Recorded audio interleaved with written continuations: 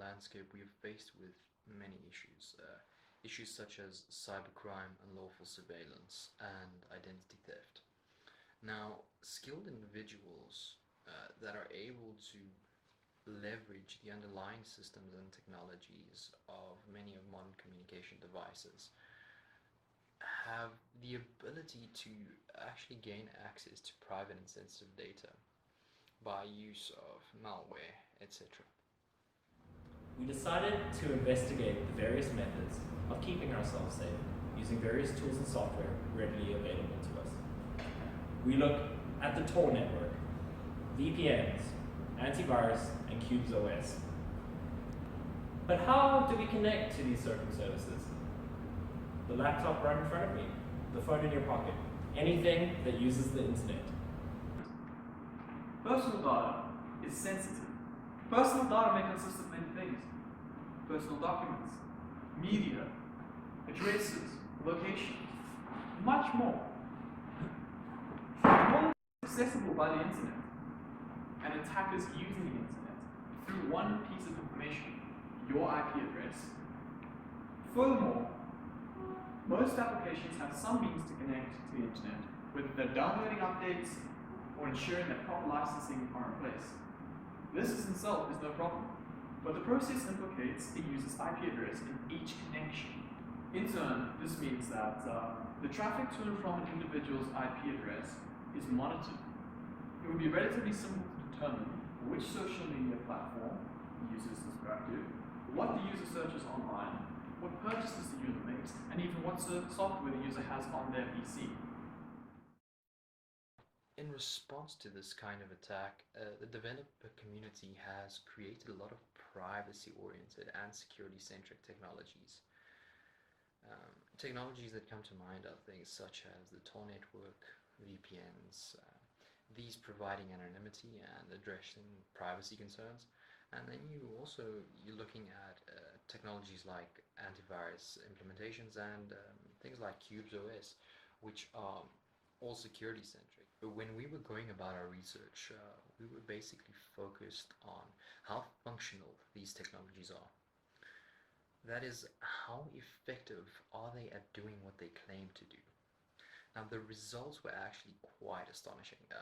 Not only do these technologies do what they claim to do, but as far as we are aware, and as far as the general public is aware, technologies, especially technologies such as the Tor network and Qubes OS, have not been exploited as of yet, which means these technologies are secure and cannot be breached or used to gain access to a system or to a person's identity.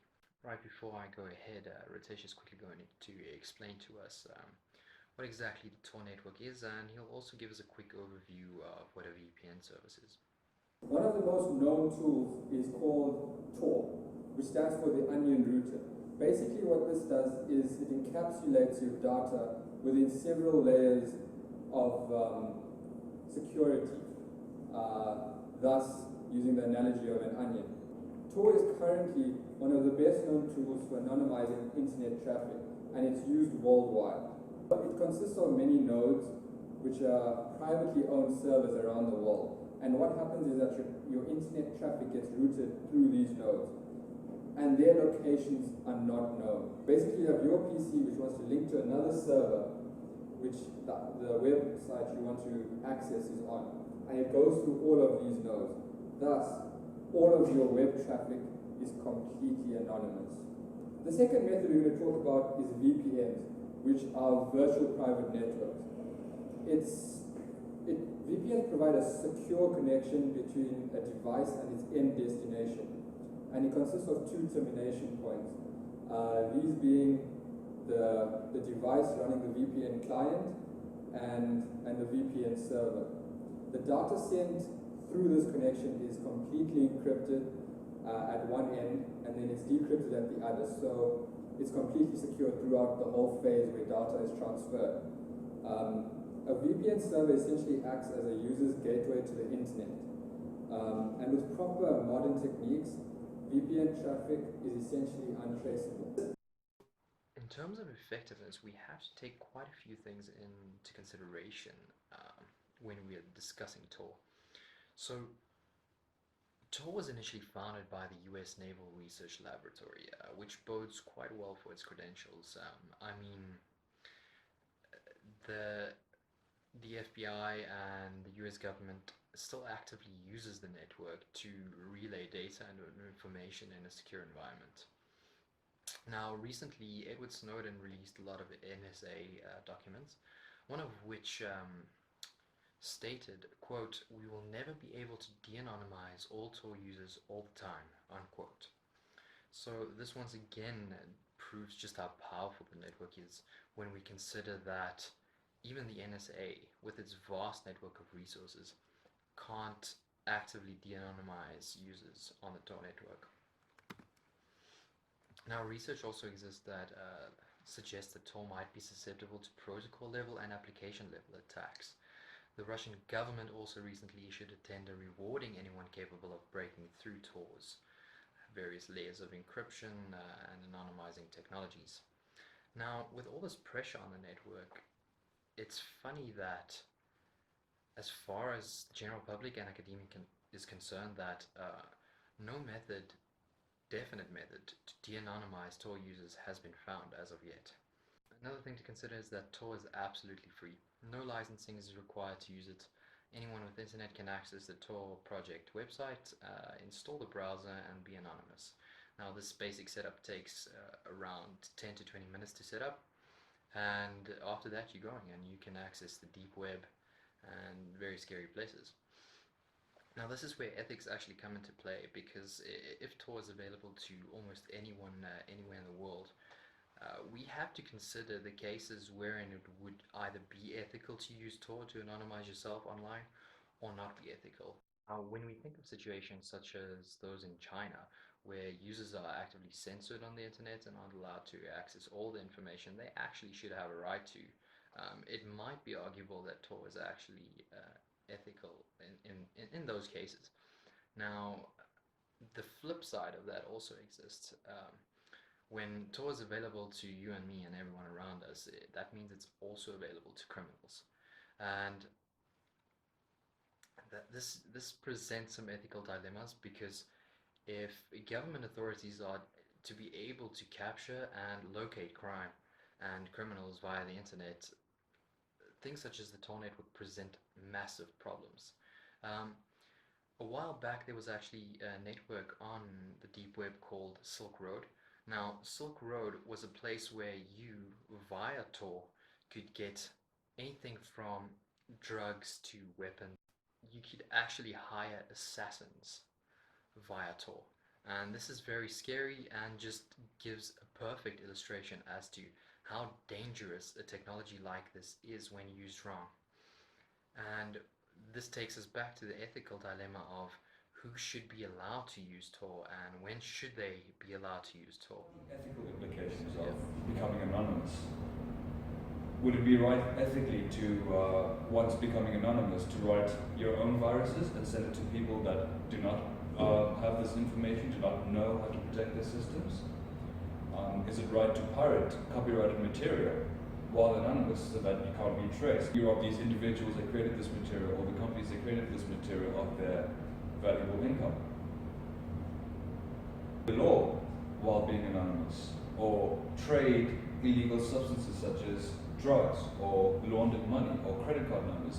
These are the ethical questions that we need to ask when becoming anonymous. So that basically concludes all our thoughts on privacy-oriented technologies, and now Ryan will introduce us to security-centric software distributions, as well as an entire OS dedicated to the cause of computer security.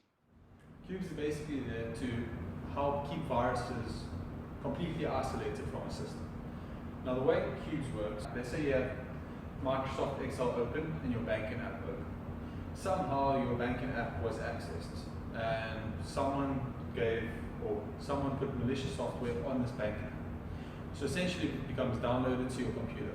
What Qubes does is it splits each of these applications into its own virtual machine, so that when malware is installed on your computer, it is only installed on one of the virtual machines, completely isolating it from the rest of your system.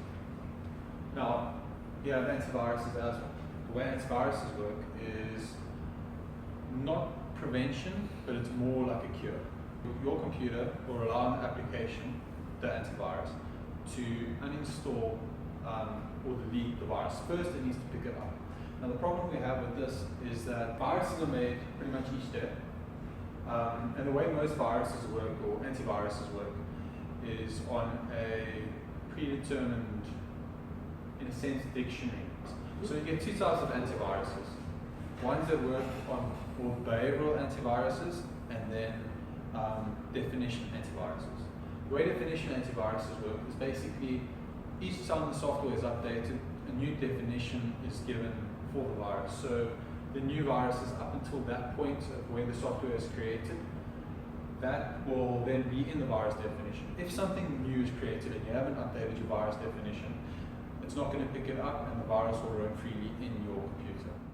The main argument against the public availability of these sorts of technologies is obviously the crime prevention angle. You have to consider that government authorities need to be able to track criminals and effectively exploit their systems in order to track them down and capture them eventually.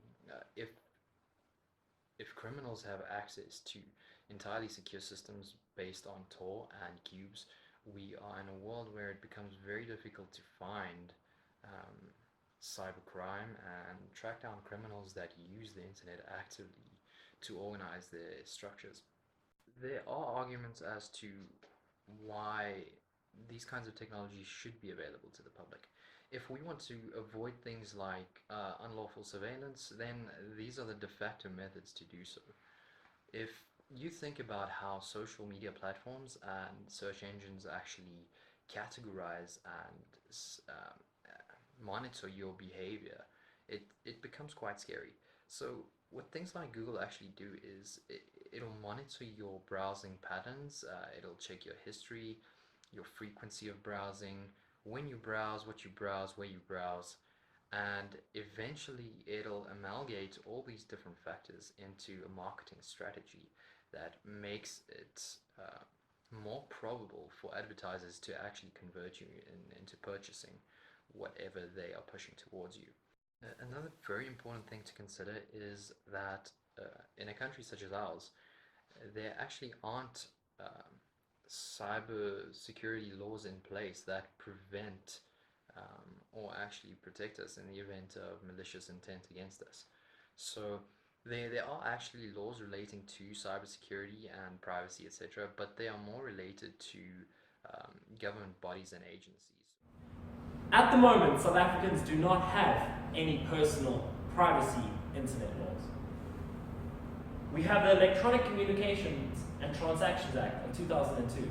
But that only protects South Africans in the context of business transactions. It does not protect South Africans online.